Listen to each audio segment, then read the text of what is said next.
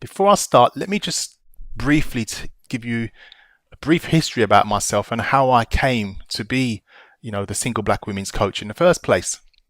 First of all, about me, I qualified as a driving instructor uh, 15 years ago. I was very passionate about helping people, and I liked driving, and I liked helping people, improve their life with their driving. So I decided to qualify as a driving instructor. I decided to set up my own driving school, which is a very successful driving school in London, South London actually. And, that was very successful. But I knew that there was something more that I could give. I didn't know what it was. I was 27, 28 at the time, and I just didn't know what more I could do. Anyway, as time went on, I met a lovely woman and we got married in 2005. So in 2005, we got married, moved out in Kent, bought a lovely house, had a massive wedding, and it was really, really lovely. Unfortunately, for whatever reasons, the marriage decided to break down, and we got divorced in 2007, which was a shame.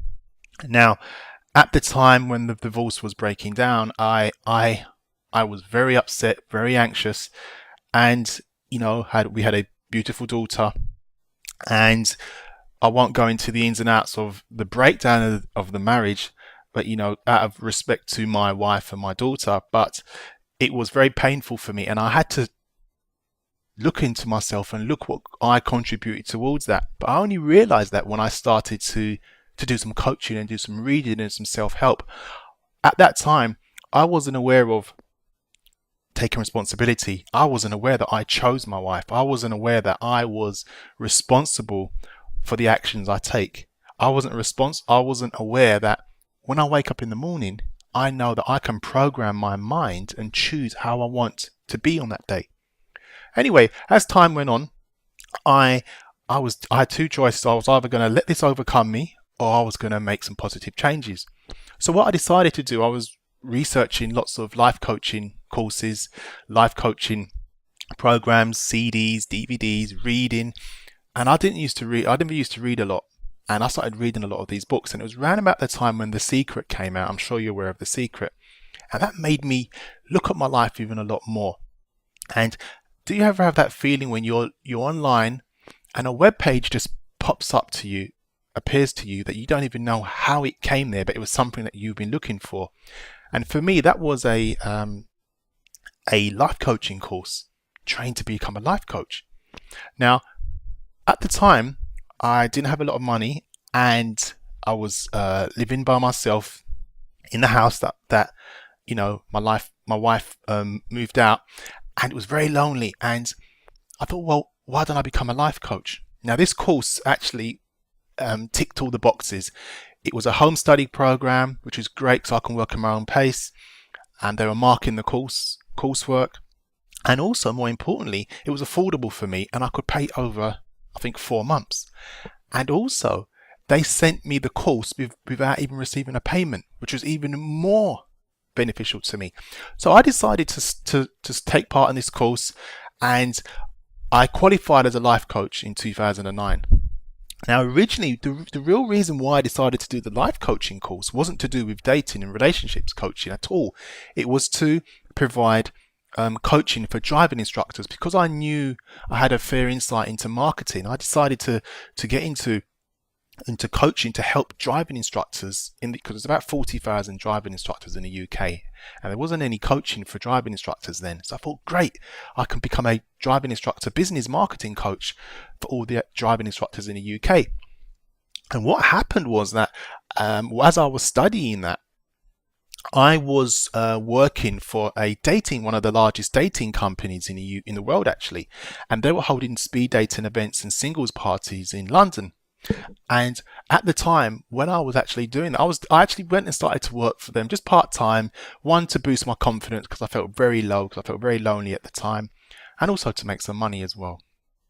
And as I was running these courses, I realized all these lovely women at these singles event couldn't find a man. And I'm talking, these are women from all races, by the way. And what happened was that I thought, well, at the time I was working on my coaching, so I actually could understand why people do what they do. And we all have the answers as to why we do what we do and why we're not doing what we're doing. And there were these women that were doing this. So I said to myself, well, how these women don't understand about coaching, the coaching techniques that are out there that can improve their life and every area of their life. So what I decided to do was I contacted the director of the company and I said, look, you've got a database of over 100,000 singles, men and women, throughout the whole of the UK. Why don't I run a coaching workshop, a one-off coaching workshop for the women on how they can find the right guy and find the right man? So they said, okay, yeah, great, we'll try that.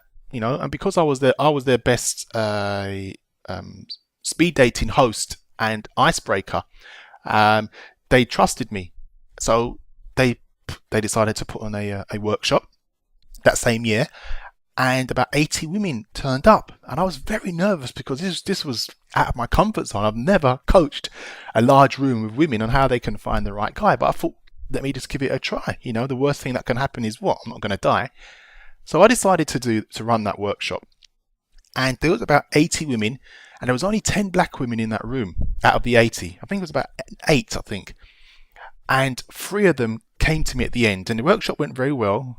And they came to me at the end and they said to me, that was fantastic. We need that in our community. We need a black man to, coach us black women and understand from a black man's perspective and how they can find the right black man. You should do this for black women. You should do this for black women.